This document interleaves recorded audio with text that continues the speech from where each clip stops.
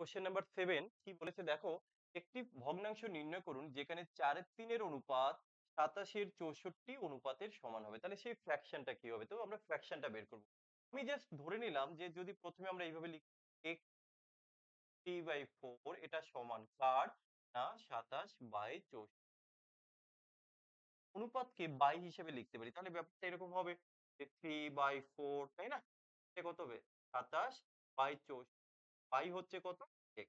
এবার এখান থেকে যদি আমরা এটাকে সাজিয়ে লিখি কত হবে? 4x বাই 3 এটা কত হবে?